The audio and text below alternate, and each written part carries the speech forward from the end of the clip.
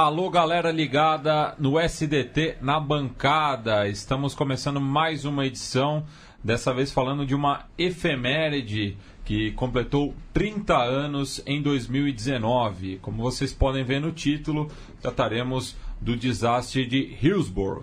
Mas antes, chamar aqui meus companheiros no cimentão, no nosso sofá de concreto. Presente novamente em loco, né? Já que aproveitamos para gravar 2 programas em uma visita só, né, Irlan Simões?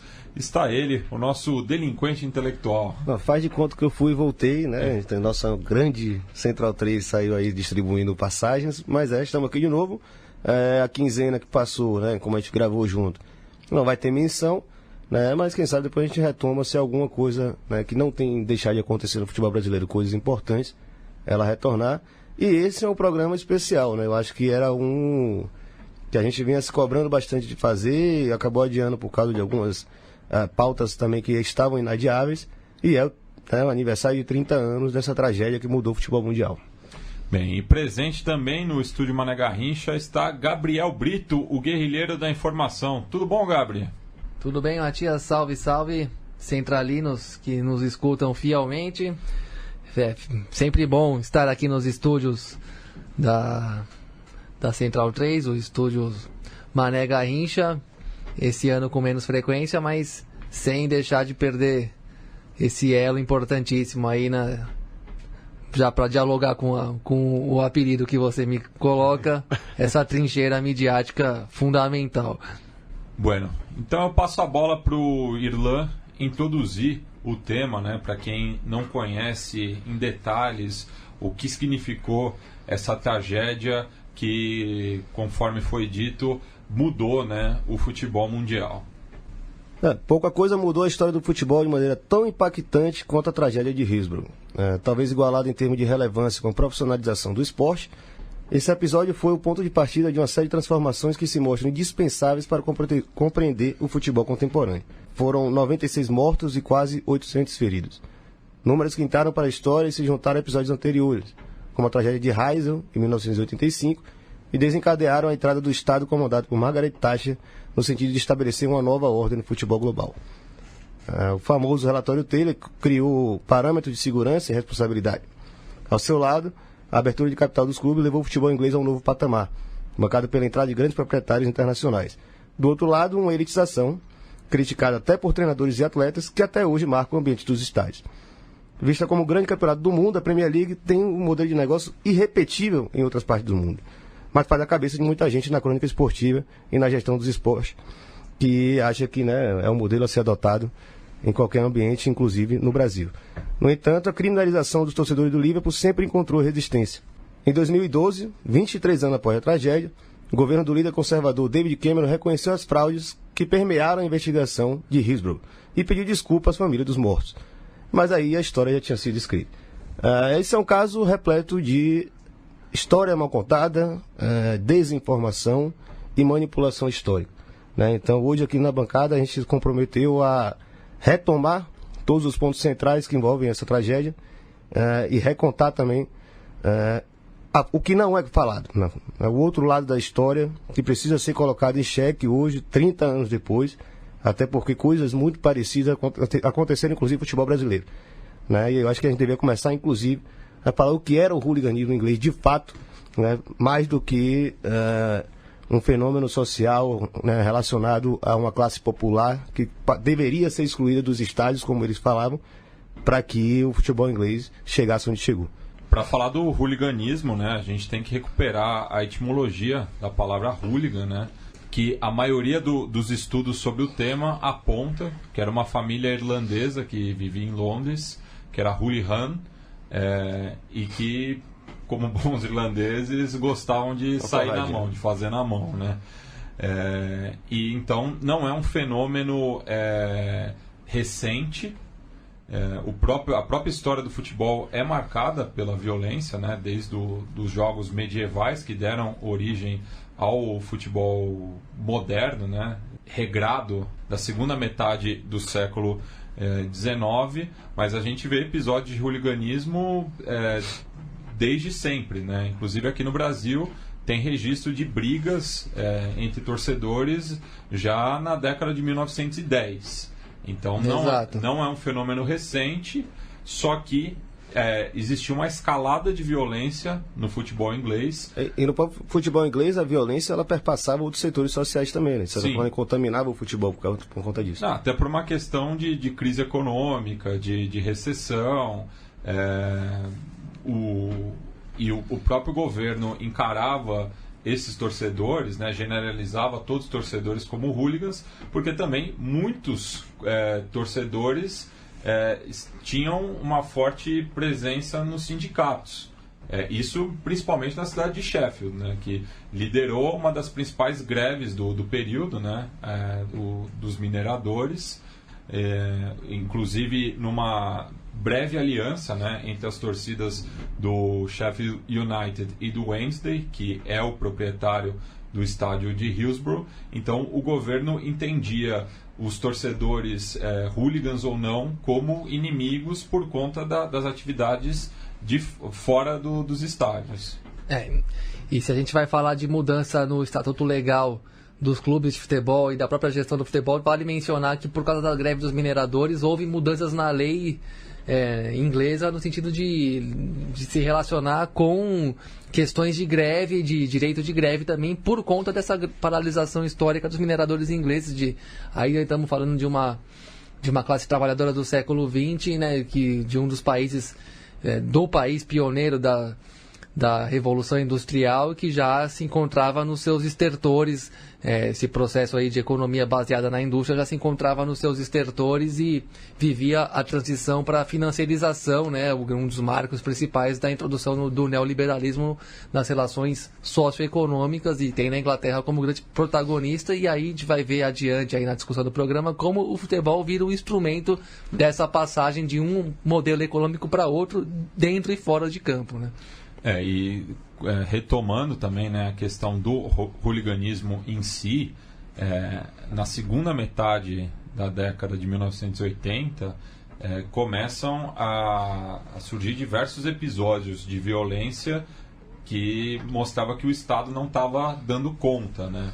A gente pode citar, né, a revolta em Luton, né, quando o Millwall jogou com a equipe local pela Copa da Inglaterra. E nessa ocasião a primeira-ministra Margaret Thatcher criou uma cabine de guerra, né, para combater o hooliganismo. 2 meses depois teve o incêndio no estádio do Bradford City, e nessa ocasião também morreu um garoto de 14 anos no estádio de St. Andrews, numa briga entre hooligans do Birmingham City e do Leeds United. No final do mês de maio teve o desastre de Heysel, né, localizado na Bélgica, pela final da então Copa dos Campeões da Europa entre o Liverpool e a Juventus, no qual 39 torcedores italianos morreram pisoteados. Enfim, essa violência foi escalonando e o governo justamente criou esses parâmetros de segurança que na verdade transformavam os estádios em prisões de segurança máxima. E aí que é o primeiro destaque fundamental, né? Que, claro, a gente está aqui reconhecendo a importância ou o peso histórico que existia, né? Esse fenômeno do hooliganismo naquele período, né? Ninguém vai negar que existia essa violência endêmica nos estádios ingleses, nas ruas também inglesas, não só nos estádios, né? Mas a gente começar a pensar também como é que esse pânico moral ou essa construção desse grande inimigo interno, né, redundou em políticas de segurança que foram adotadas como modelos ideais para os estados ingleses e estão ali no cerne daquele acidente que acontece, né, na semifinal da Copa da Inglaterra entre Liverpool e o Nottingham Forest. O jogo teria que ser num estádio neutro. E vetaram justamente o estádio de Wembley porque ele não estava de acordo, né, com as normas de segurança. E o Hillsborough, como eu falei anteriormente, de propriedade do Sheffield Wednesday, era considerado um dos estádios mais seguros de acordo com essa lógica. O que já é um juízo impressionante, né? Porque como assim aquele Wembley daquela época não estava de acordo com as normas de segurança? e o estádio do Sheffield Wednesday estava, né? Claro que as normas de segurança tinham outros parâmetros, né? Ter um alambrado forte era tido como um bom indicador, indicador de segurança, e depois mudou-se completamente essa concepção. Não, ter um alambrado não é um indicador de segurança, é ruim, inclusive, porque se você tiver que dar vazão ao público, é bom ter o gramado para ocupar, que quase que não tem um espaço muito grande, não vai existir esmagamento, jamais aconteceria o que aconteceu nesse jogo referido, como se sabe. Bom, mais uma vez também tem que lembrar o contexto da época, né? Essa entrada frontal do Estado para criar uma nova ordem dentro do futebol e um novo modelo de negócios posteriormente, também estava inserida num contexto onde os times ingleses estavam em baixa moral internacionalmente, com a tragédia de Heysel na final entre Juventus e Liverpool em 85. Então eles estavam banidos já há 4 temporadas do futebol europeu internacional. Os clubes ingleses já estavam jogando há 4 anos apenas entre si, apenas localmente, né? Então é claro que havia um mal-estar generalizado para além das relações entre grupos políticos e conservadores com grupos populares, torcedores e tudo mais. O futebol inglês estava num momento desmoralizado no ponto de vista internacional, né? Então a gente tem que até inclusive resgatar alguns pontos, né? A título de informação, quem quiser, né, entender um pouco também o clima da época, né, recorrer ao livro Bill Buffon, o livro Entre Vândalos, né? Entre os Vândalos, traduzido Among the Thugs, com o título original. Um livro que mostra muito, né, como era o ambiente do hooliganismo na Inglaterra, inclusive, e eu acho que é um destaque muito interessante de ser feito, eu acho que inclusive foi porque explica o fato de determinados setores progressistas não terem, né, dado atenção devida a esse tema, que era a entrada, né, da extrema-direita com muita força nos estádios. Ele consegue destrinchar claramente como partidos neonazis ou partidos extrema-direita inglesa, como o Fronte Nacional. Ele começa a investir pesadamente no público do futebol, porque eu entendia ali como uma força da juventude, né, que fortalecia o projeto dele de poder. Então, assim, tem todo um contexto muito importante no hooliganismo. O que a gente quer dizer é que a tragédia, mais do que envolver o assunto do hooliganismo, envolve uma série de assuntos políticos fundamentais que não pode ser esquecido. Como o Gabriel falou antes, o modelo de segurança, como o Matias também falou, o modelo de segurança que a gente estava falando, ele era incontestável para o período. Assim como hoje nós temos aqui os parâmetros de segurança utilizados, claro, muito mais moderno, muito mais trabalhado, mas o modelo que existia no estádio onde aconteceu a tragédia era um modelo tido como o melhor que existia na Inglaterra. E ele consistia no quê?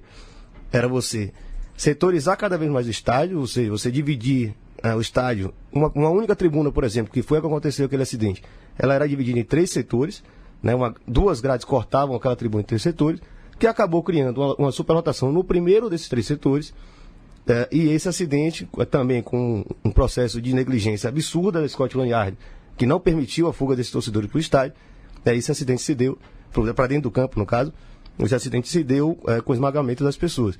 Ou seja, todo aquele modelo perfeito que existia de contenção da violência, foi ele exatamente que causou o esmagamento das pessoas, e ali não precisava ter hooligan, não precisava ter briga, como não teve briga.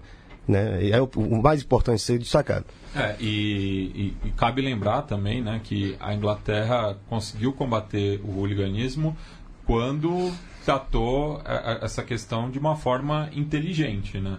E principalmente punindo os indivíduos, né? Não os clubes, até porque no caso inglês não existe uma associação civil de hooligans, como acontece em outras partes do mundo, né? E, bom, só para entrar nos detalhes do episódio que o Irlan acabou de mencionar, posso citar o próprio texto do Irlan Simões de 2012, publicado em algumas mídias aí alternativas, que eu recomendo muitíssimo para as pessoas, um belo resumo dos acontecimentos, e publicado com motivação do reconhecimento do governo de David Cameron sobre a fraude da investigação, da manipulação. O título do texto é Fraude no episódio que mudou a face do futebol mundial, né? O título já é bem eloquente em dizer que a partir dali nada foi mais igual. e sobre os dados da tragédia, né? Apenas 14 dos 96 mortos foram atendidos em hospital, antes de fato morrerem. E das 44 ambulâncias nas imediações do estádio, apenas uma foi autorizada a atuar no socorro das pessoas, que foram praticamente 800 feridos, além de tudo, né? Além do mais, dos 164 relatórios produzidos na investigação, 116 sofreram alterações de conteúdo, como menciona o texto do nosso amigo aqui, no sentido de retirar afirmações e conclusões que depunham contra a atuação do poder público, da polícia e tudo mais. E aí todo mundo conhece a campanha, a luta dos torcedores do Liverpool contra, muito especialmente, a campanha difamatória que o jornal The Sun empreendeu durante anos a respeito do comportamento dos torcedores, que seriam sido supostamente os responsáveis absolutos da tragédia, por estarem bêbados, por estarem roubando, aquele papo de vandalismo sem muita base de sustentação, mas que perdurou no tempo e respaldou, né, aquilo que se fez de fato, aquilo que se conseguiu efetivar, né, porque o projeto de transformação do futebol foi bem sucedido do ponto de vista de quem queria fazer o que foi feito, e durante mais de 20 anos as famílias desses mortos tiveram que conviver com a difamação, com a calúnia, até que o próprio governo inglês, do próprio partido da Margaret Thatcher, afinal, o Partido Conservador, reconheceu que tudo foi uma grande montagem para que já tinha já tinha em vista o que se queria fazer a partir daquele momento, né? Que era uma grande transformação do modelo de negócios e do modelo que presidia até então o futebol inglês, tanto na formatação dos estádios como de ambiente e de público a ser selecionado, coisa que a gente veria no Brasil 20 e poucos anos depois também, né? Já que é para falar da literatura do episódio também, não podemos deixar de citar a grande literatura de cabeceira do Febre de Bola do Nick Hornby, que é um livro que basicamente conta uma autobiografia do grande escritor inglês a respeito da vida dele, indo aos estádios ver o Arsenal com o pai dele, sem o pai dele depois de adulto, o que isso sempre significou na vida dele, e tem grandes relatos. Bom, tem um relato, uma opinião dele a respeito desse próprio acontecimento, mas tem grandes relatos ao longo do livro sobre o que se vivia ali no estádio. Não é que a gente está aqui santificando aquilo que existia antes. Você verificava o mal-estar social de uma Inglaterra em decadência econômica e com maiores índices de desemprego e insatisfação social que marcaram os anos 70 e 80 daquele país. Não à toa a própria cena cultural teve grandes expressões dessa insatisfação e desse mal-estar também, né? E o livro é rico nesses relatos pessoais e convivência muito bem colocada ali no meio, nas páginas, né? Eu até separei 2 trechos dessa obra e depois eu vou complementar com outros 2 dados em relação ao desastre de Hillsborough, né? Aqui o Nick Hornby, ele tem já uma visão meio profética das mudanças que vão acontecer no futebol inglês. Então, abro aspas para ele. A reforma para tornar os estádios mais seguros irá se revelar custosa e muitos clubes não têm esse dinheiro. A fim de levantá-lo, alguns deles irão cobrar ingressos muito mais caros ou introduzir planos como o das apólices do Arsenal e do West Ham, né? Lembrando que ele é torcedor dos Gunners. Esse texto está na página 219 da edição da Rocco. Tem uma edição mais recente da Companhia das Letras, mas é o capítulo sobre Hillsborough, né? Porque ele separa os capítulos por jogos que aconteceram, né? Inclusive a outra semifinal da FA Cup naquela ocasião foi entre Arsenal e Newcastle, e também teve um outro jogo nesse mesmo dia entre o Chelsea e o Leicester, no qual teve uma briga generalizada dentro do campo, para mostrar um pouco o caldo daquele ano. Mais adiante, na página 221, ele relata: já expliquei em outro trecho que os clubes podem se ver em sérias dificuldades se erodirem a base tradicional de suas torcidas, e na minha opinião seria um equívoco fazer isso. É óbvio que as melhorias nos estádios têm de ser pagas de alguma maneira, e um aumento nos preços dos ingressos é inevitável.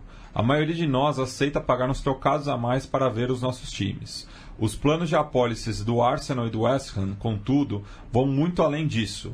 Usar este aumento de preço para trocar um público por outro, livrando-se da torcida antiga e atraindo um grupo novo e mais abastado, é um erro. E cabe lembrar aqui também, né, que tanto o Arsenal e o West Ham, dos clubes londinos, foram os principais casos, né, da troca de estádios e como isso foi traumático para a sua base de torcedores, né?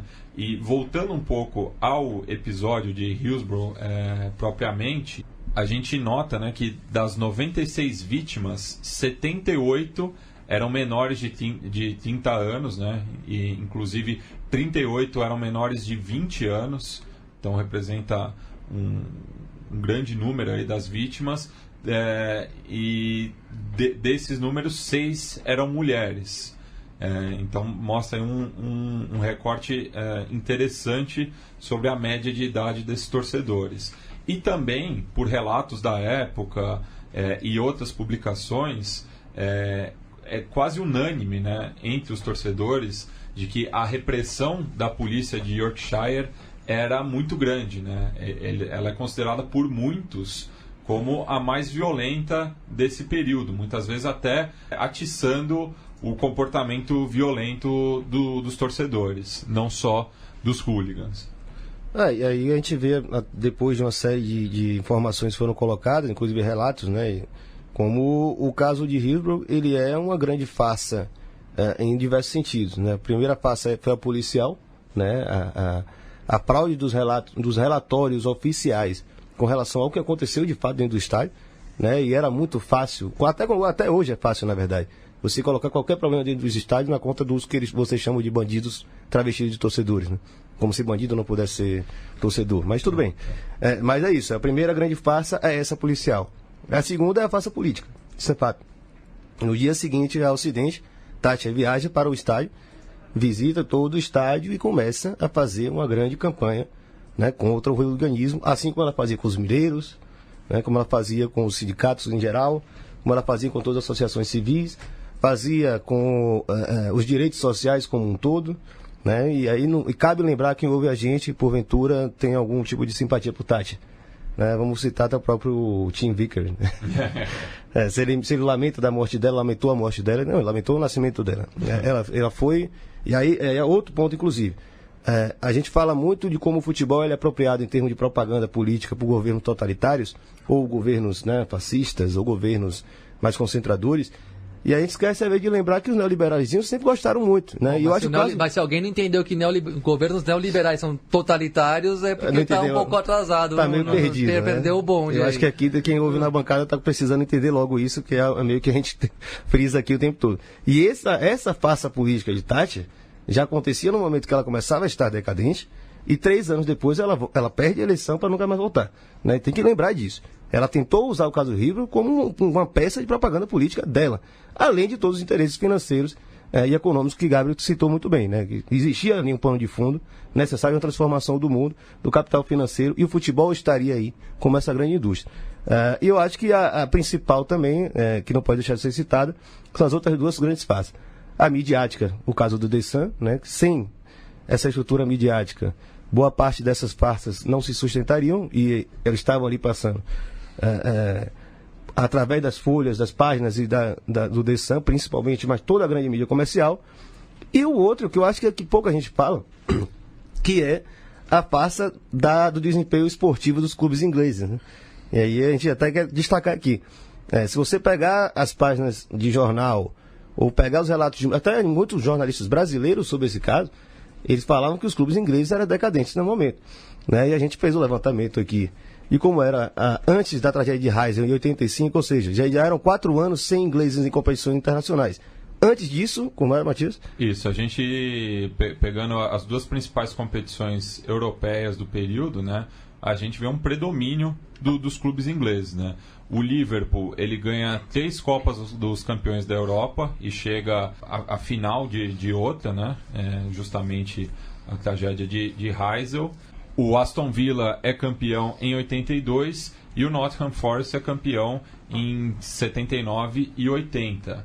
Já na antiga Copa da UEFA, né, atual Europa League, você tem outro título do Liverpool na temporada 75-76, uma conquista do Ipswich Town em 1980-81, equipe essa que foi rebaixada recentemente para a League One, e o Tottenham Hotspur, que ganhou na temporada 83-84. Até uma dica, fica também o meu time de botão sobre o Liverpool da década de 80, vale a pena que esse assunto também volta lá, com alguns relatos. Já, só para concluir a questão das grandes faces, né, que envolveram esse caso, sobre principalmente sobre a decadência do futebol inglês, a dita decadência do futebol inglês, uma referência que eu acho que é indispensável também, Ian Taylor, né, não confundir com o relatório Taylor, Ian Taylor era um pesquisador muito importante na Inglaterra na época, que era torcedor do Sheffield, era frequentador de Hillsborough e era frequentador daquele setor, né, o Lappins End, que é onde acontece, né, a maior parte das mortes naquele dia. Ele lança um artigo, coisa de 4 meses depois da tragédia, o nome do artigo é Hillsborough, 15 de abril de 1989, algumas contemplações pessoais, né, é um cara falando com o coração, um cara que é um intelectual, um cara que é um pesquisador, mas estava ali falando muito mais como um torcedor, né, magoado, né, triste e impactado pessoalmente com tudo que aconteceu. E assim, o artigo é brilhante, é muito longo, acho que o destaque principal é o que ele fala, como essa farsa, né, essa narrativa que se fez em torno daquela tragédia já estava sendo percebida por ele e por muitas outras pessoas. E, assim, aconteceu 23 anos depois, mas não foram só as famílias das vítimas que perceberam isso, né? Quando a verdade veio à tona, né? As pessoas estavam percebendo que tudo aquilo ali que estava acontecendo era um grande projeto mentiroso de poder, né? Ou de transformação da sociedade inglesa. E de acumulação, né? E de acumulação. Porque a gente tem que também assumir que, de certa forma, aquilo deu certo. Mas deu certo pra quem? Pra mim, pro Lance Simões, é que não deu, né? Pros nossos equivalentes de arquibancada ingleses, não deu nada certo. E a gente tá vendo isso no Brasil também. Deu certo pra quem, Arena? Eu que não tô indo mais em estádio porque fiquei de saco cheio de vários fatores, pra mim não deu certo. Pro palmeirense que largou de ir no estádio porque não tá bancando um avante aí de R$100, R$200 por mês, também não deu certo. Deu certo pra quem? Pra um público selecionado, que sociedades onde os clientes, onde existe uma massa consumidora mais ou menos razoável, você tem essa margem de manobra de tirar uns e colocar outros, né? E dane-se o lastro cultural e afetivo que uns e outros têm, né? Dane-se que durante, por exemplo, 100 anos foi uma determinada massa de pessoas que fez o Corinthians ser o que é. Agora que o filho é grande e bonito, vamos trocar de torcida e colocar uma outra lá. O Fagner Torres me mandou um WhatsApp outro dia aí, num dia do Flamengo e LDU da Libertadores, do nada, assim, a gente nem tinha se falado no dia. O Wagner Torres do lado B, dos bons podcasts dessa casa aqui, falando: pô, Gabriel, acabei de descer do trem ali na estação do Maracanã, só tem branco, tem cara que nem sabe pro lado da porta que abre na direção do estádio. Do nada, desabafando, sendo que o Fagner é fluminense, quer que o Flamengo se dane e tudo mais. Ele mandou esse áudio indignado, falando: não, isso aqui é brincadeira o que fizeram com o futebol, com os times, no Brasil, né, que é um país ainda de capitalismo tardio e periférico, com um nível de exclusão social muito mais amplo do que na Inglaterra, né? E sem público suficiente para encher os estádios como vocês acham que ele vai encher. Tem que falar isso, inclusive. Sim, mas eles vão ficar toda semana falando das boas médias de público do Corinthians e do Palmeiras para falar que pode dar certo. O Brasil inteiro, né? Mas como se todos os times fossem do tamanho do Corinthians e do Palmeiras. Exatamente. Com 10, 15, 20 milhões de torcedores, um poder econômico altíssimo, títulos recentes e tudo mais. Numa cidade muito populosa e rica economicamente. Não tem parâmetro, não é o parâmetro, na verdade. E só concluindo a questão de Ian Taylor, né, que foi um trecho que eu destaquei, que eu achava importante, é como ele percebia, né, e abrindo aspas aqui para o que ele falou, né. É notável o quão frequente a imprensa conservadora britânica fazia referência ao notório editorial do Sunday Times, logo após a tragédia de Heysel, que concluía que a crise do futebol britânico, né, de novo, residia no fato de ser um esporte favelado, né, abre aspas aí já dentro do editorial, um esporte favelado jogado em estádios favelas e cada vez mais assistido por favelados. Ou seja, eles tinham um preconceito de classe claríssimo por trás desse processo, né, e desse discurso, dessas narrativas que construíram, né, ele como um cara de esquerda, né, um cara mais progressista, o artigo é lançado inclusive na New Left Review, ele faz a questão de destacar esse preconceito de classe, porque Liverpool inclusive era uma cidade de uma classe trabalhadora extremamente organizada, né, que era um reduto dos trabalhistas, que era um calo, né, no pé de Margaret Thatcher e dos conservadores. Então tudo isso, e ele deixa muito claro, tintim por tintim, como isso estava envolvido nesse processo. E não é só uma questão de futebol, não é só uma questão de transformar, ou não se explica só com hoje a Premier League é muito rica e olha no que deu. A história é muito mais complexa, né? As coisas não acontecem de um dia para o outro, não é estalar de dedos. E não se enganem, como o Gabriel já falou. Ele é irrepetível, né? Você não vai conseguir trazer esse modelo para aqui para o Brasil e esperar que ele chegue no mesmo nível. Então acho que é um principal destaque. Mas aí vale a pena tentar aprofundar um pouco. Claro que a gente não pode ter, acredito que existam pessoas aí que até possam ir bem mais além da gente de explicar como que é a financiarização e daí a mundialização de capital que marcadamente começa nos anos 70 e embala na virada dos anos 90 para os 2000, né? Mas esse modelo não é muito repetível porque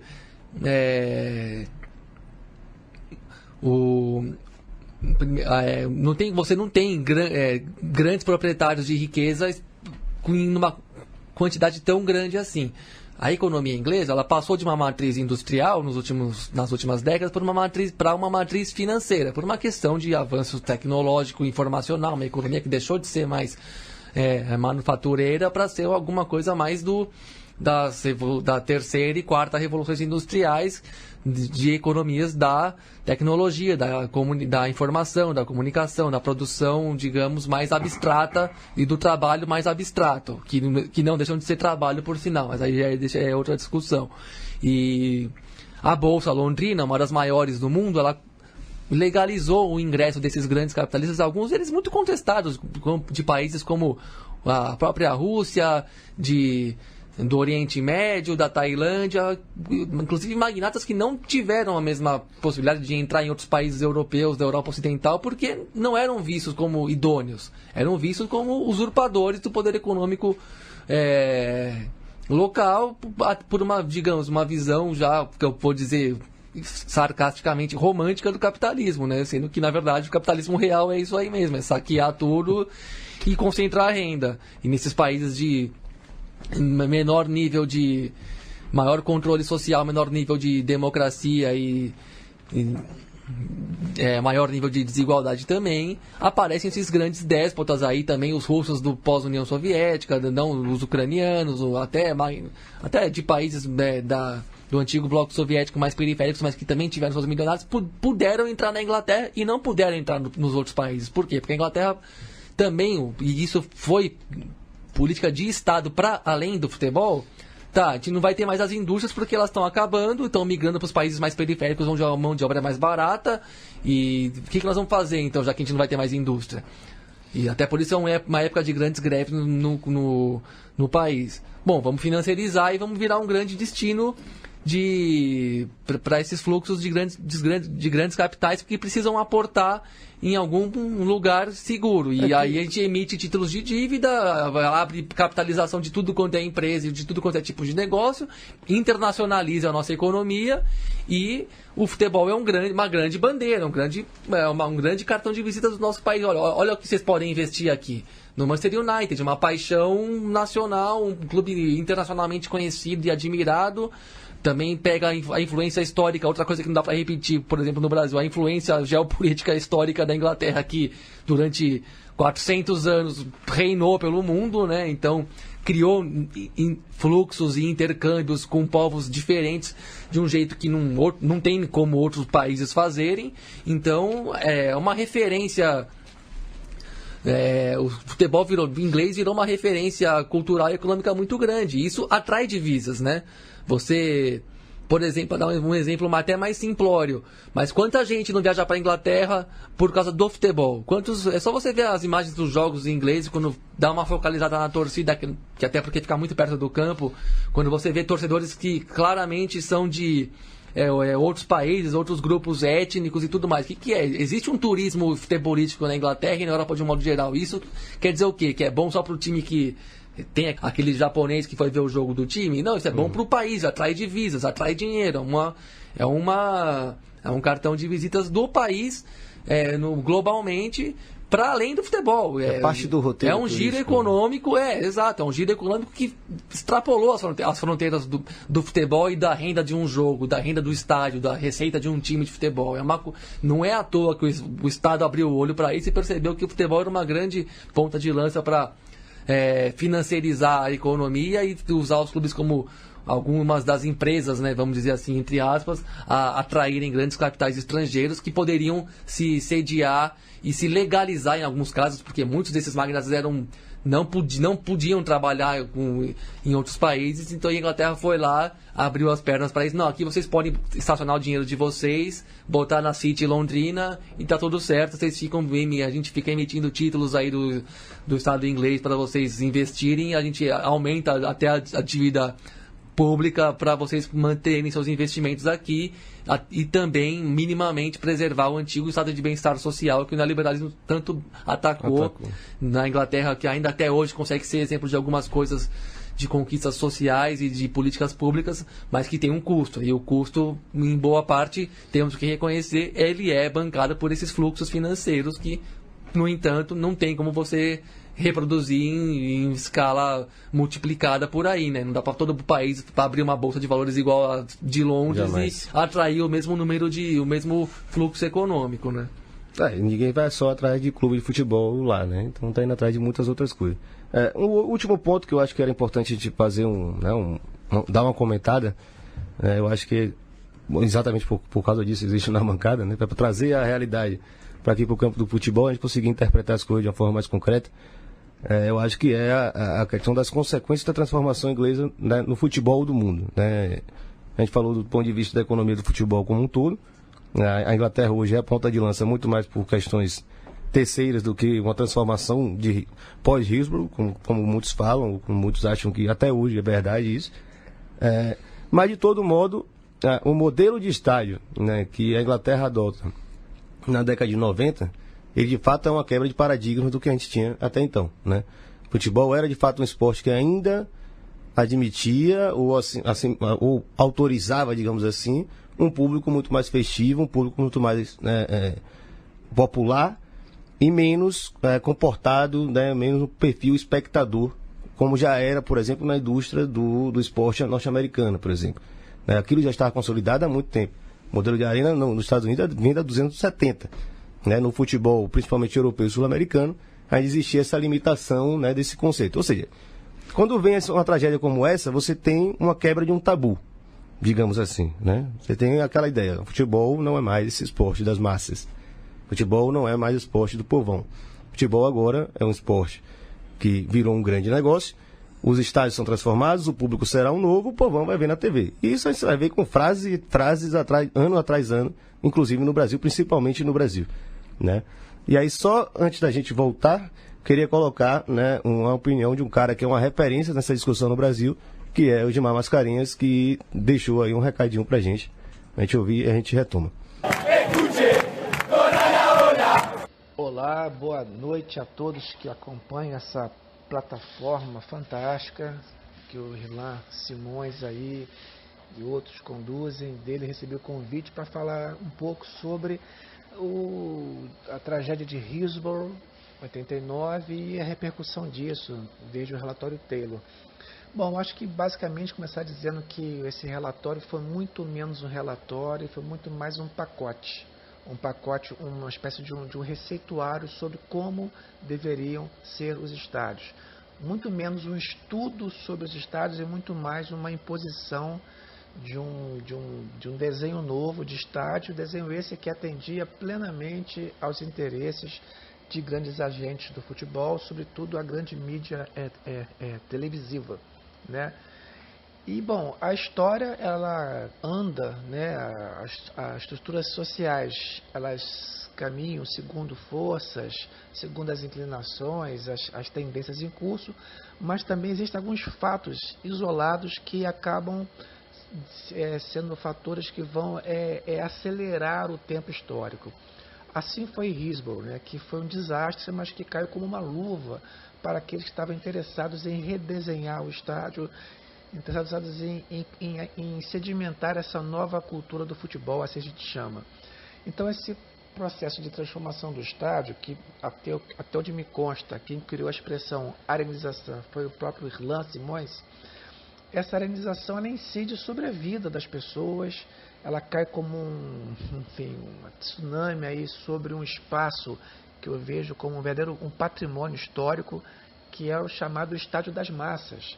Assim eu chamo o Estádio das Massas para falar desse estádio que no Brasil foi gestado nos anos 40, 50, mas que se difundiu realmente nos anos do regime militar, que é esse mega estádio para mais de 100 mil pessoas, que eram espaços muito rústicos, cimento, arquibancada, quer dizer, um desenho arquitetônico bastante rústico, e que por ser assim tão simples e sem barreiras internas, sem muito controle, ele propiciou às massas uma apropriação desse espaço, ali produzindo rituais incríveis, né, de uma participação muito intensa. E essa atmosfera tão especial, né, ela vai sofrer do século XXI, aqui no Brasil, essa imposição dessas arenas, que não vão apenas elitizar, porque cobram muito mais caro, mas vão excluir, além do pobre, vão excluir toda uma gama de rituais, né, coletivos, que faziam parte dessa magnífica atmosfera. Tenta-se despolitizar, tenta-se silenciar o estádio. Bom, mas claro que a história não para, a história anda, e temos visto aqui no nosso país, no Brasil, várias táticas de resistência a esse modelo imposto. Existem vários movimentos organizados naquilo que eu venho chamando de a reconquista do estádio, que não é só no Brasil. Temos vários casos, sobretudo na Europa. Temos o famoso caso da Muralha Amarela do Borussia Dortmund, temos o estádio do Celtic, temos em Portugal lutas que o Simões vem também mostrando. Enfim, é uma luta para que de alguma forma se restabeleça alguns espaços, que se possa ficar em pé, que se possa haver mais festa no estádio, mais participação e menos espetáculo, mais torcedor e menos cliente, né? Então acho que é basicamente isso que eu posso ajudar agora, e sempre disposto e dando total apoio a essa iniciativa aí. Valeu, um abraço a todos. Bom, e aí é isso, acho que deixou claro aí como a transformação ela vem, né, de forma ampla. Não é à toa que a gente frisa sempre que é o episódio que mudou, né, o futebol do mundo como um todo. Inclusive, quem já ouviu os programas anteriores, né, e também inaugura essa ideia de clube-empresa a partir do sucesso dos clubes ingleses, como tivesse alguma relação, né? Os clubes ingleses nunca foram associações civis, convenhamos, né? Desde o início de 1900 e lá vai bolinha. Já são todos companhias limitadas, óbvio, que com a chegada da English Premier League em 1992, eles se transformam em empresas de capital aberto, e aí é o processo de financiarização, né, sendo mostrado de forma mais concreta. E aí o que sobra, né? O que vem para o Brasil, né? Por que isso se torna um modelo para o Brasil? Só porque a gente vê na ESPN os melhores jogadores do mundo? Como é que a gente, de alguma forma, poderia responder, se não transformando, e aí que entra a noção ideológica clara, né? Do que são os tempos, desde os anos 80 para cá. Eu acho que é essa doutrina ideológica que ainda está dominando a gente, com um viés muito mais violento, né? Muito mais perigoso, porque é aquela situação onde não há nenhuma saída senão a privatização, senão a financiarização, senão a aceitação total de que nós somos incapazes de construir algo por fora do mercado. E sendo que essas saídas já têm um certo desgaste, já sofreram grandes processos de resistência, já se mostraram ineficazes em diversos casos, como em diversos setores da economia brasileira que foram privatizados nos anos 90, mostraram não são casos de sucesso, exceto para quem ganhou dinheiro alguma hora, né? Que agora tá perdendo. Para quem está até hoje mamando, né? Como, por exemplo, a Sabesp aqui em São Paulo, por exemplo. A Vale. Tem a empresa, a sua orientação de mercado é totalmente responsável pelo que aconteceu nos últimos anos de crise hídrica, de desperdício de água, de o uso excessivo de fontes de água que podem secar em algum momento. Por quê? Porque a prioridade é o lucro, e o lucro de acionistas que nem no Brasil estão e nem sequer se prestam a se comprometer com a preservação ambiental aqui das regiões de onde vem essa exploração econômica, né? Mas o discurso é forte, a gente conhece esse discurso também pré-arenas e Copa de 2014 no Brasil, de que as arenas, os estádios são obsoletos, são inseguros, não sei o quê, são como se os estádios tem briga, como se a briga fosse culpa do estádio, do cimento. O banheiro isso, o banheiro aquilo. Aliás, estou esperando a crônica de algum ideólogo das arenas para contar como é que foi tão especial a experiência de fazer cocô numa arena, né? Porque passaram 20 anos falando dos banheiros nos estádios e ninguém contou essa maravilha. Como é que é cagar numa arena? Eu preciso saber disso. Essa idealização, né? Eu nunca caguei em Itaquera. Eu acho que eu tenho... Eu fiz as contas outro dia, eu estou próximo de 400 jogos em estádio. Se eu fui no banheiro para fazer o número 2 5 vezes, foi muito. Eu fiz... eu até hoje lembro, Matias. Eu até hoje lembro. No meu não. Eu fiz uma vez só. Eu fiz uma vez em 2001... Corinthians e Juventude pelo Campeonato Brasileiro de 2001. Por sinal, o jogo foi uma quarta-feira, 2h da tarde. Por quê? Porque era a época do apagão, que foi justamente resultado imediato das privatizações do setor elétrico brasileiro. E aquele campeonato foi marcado por muitos jogos à tarde, de meio de semana, porque o Brasil entrou num processo de racionamento. A Mercosul daquele ano várias vezes à tarde, Copa do Brasil também. Mas hoje ele bota 11 horas da manhã só de fila da putagem mesmo, né? Eu tive que ir lá em Ribeirão 11 horas da manhã, porque o Irlan tá com o braço de caminhoneiro. Com o braço de caminhoneiro, marca de sogra. E agora estamos vendo esse discurso de volta com tudo aí no governo, e um governo ultra-autoritário e anti-humanista, até pelo discurso mesmo, de gente que não tem nem a vergonha na cara de disfarçar alguma coisa, né? E qual que é o discurso dele na economia? Tem que privatizar tudo, privatizar.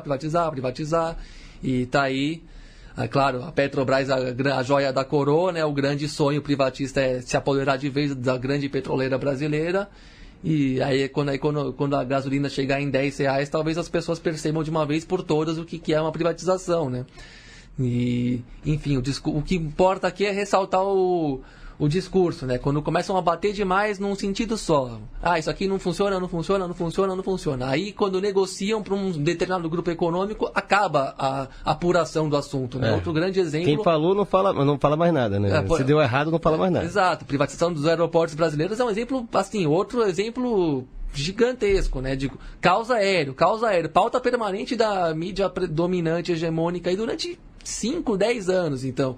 Até acidentes trágicos que não tinham nada a ver com isso eram atrelados a causa aérea, a infraero é ineficiente. Privatizou todos os terminais aí também, como no processo da Copa de 2014, e teve mais uma rodada de privatizações de aeroportos regionais agora no começo de 2019. Acabou os voos os atrasos em voo, acabou o causa aéreo? Não, tá a mesma coisa. Só que como agora o butim já foi entregue, então morreu o assunto, fica por isso mesmo.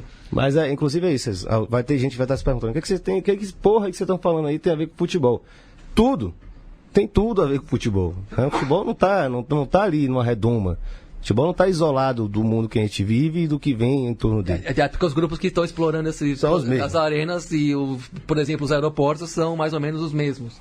Se não são amigos ou são parceiros em outros negócios. É isso. Bem, então encerrando mais esta edição do SDT na bancada, deixo espaço aí para os meus companheiros fazerem as considerações finais. Bom, eu queria começar, vou deixar para a Gabi depois. Só falando como tudo tem a ver mesmo.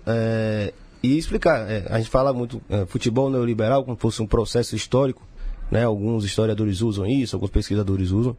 Porque, de fato, era uma doutrina política e econômica que dominou o mundo de uma forma incontestável. E ela tem a principal característica dela é o discurso cínico de que só ela tem um viés técnico. E todos os outros são ideológicos. Né? E basicamente é o contrário. Ela é ideológica e existem discursos técnicos muito mais próximos da realidade e com muito mais embasamento científico, digamos assim. Que vai de frente, de encontro a ela. Então é isso, eu acho que a gente conseguiu fazer essa relação, né, uma verdadeira abordagem do que é Hillsborough. Eu acho que o futebol ele tem uma grande facilidade de ser manipulado em seus sentidos históricos, né, em seus eventos históricos principais são envoltos em muita mentira, em muita farsa. Nunca acredite na primeira versão que você receber, porque às vezes demora 23 anos para ser desmentida, né? E hoje, nos 30 anos de Hillsborough, a gente quer aqui lembrar que o que aconteceu lá, com certeza tem muita história no Brasil que ainda não foi revelada o verdadeiro acontecimento, porque quando junta poder midiático, poder político, poder policial, que é quase a mesma porra, a gente não tem força para fazer nada. É mais ou menos isso. Grande abraço, até a próxima. Isso aí, Irlan. Considerações finais aqui vão ser curtas, porque basicamente você falou que precisava ser dito. Os processos de dominação econômica estão muito bem relatados ao longo dos anos. O futebol é uma grande indústria, uma indústria imune a crises, inclusive, né? Se por um lado vários setores da economia não conseguem mais reproduzir seus níveis de ganho, o futebol ele é uma maravilha porque ele sempre vai gerar ganhos. A gente sempre vai assistir os jogos, a gente sempre vai torcer para os times. Mais político do que financeiro, né? Porque o futebol europeu, em termos concretos, ele é só débito, né? Mas arrumaram um monte de mecenas para resolver que tudo bem ter débito. Tá ótimo. Não criar o capital fictício ou super acumulado de forma despótica em outros cantos do mundo, tá lá financiando tudo. E aqui a gente não tem esse modelo, aí ninguém teve a coragem de sugerir esse modelo de gestão dos clubes ou privatização dos clubes ainda, mas o modelo de estádio, ele seguiu uma lógica de mercado, ainda que meio torta, muito em parte dependente do Estado, mas vivemos esse grande cavalo de Troia. Agora a coisa já andou, já aconteceu, a história continua sendo escrita e vai demorar um pouco para a gente reverter isso, né? A crítica já existe, mas reverter aquilo que se concretiza num determinado tempo nunca é um processo muito rápido, né? Bem, e se a gente começou o programa ouvindo aí o grito de Justice for the 96, que é cantado tanto em Enfield Road quanto no Goodson Park, porque é importante lembrar que essa tragédia uniu os dois rivais do Merseyside, a gente vai encerrar o programa com a música He Ain't Heavy, He's My Brother, que originalmente é do conjunto The Hollies, mas em 2012 ganhou uma versão do Justice Collective, justamente o ano no qual o David Cameron reconheceu, né, a culpa do Estado nesse episódio, e ela também é tocada sempre ali no mês de abril nos dois estádios de Liverpool, e tem a participação aqui entre os músicos desse coletivo do Gary Mertsen, do Gary and the Peacemakers, que é mais famoso pela versão do We'll Never Walk Alone, do Paul McCartney, ligado ao Everton também, do Robbie Williams, da Mel C, das Spice Girls, enfim, várias celebridades inglesas ali unidas justamente pela justiça nesse caso em específico.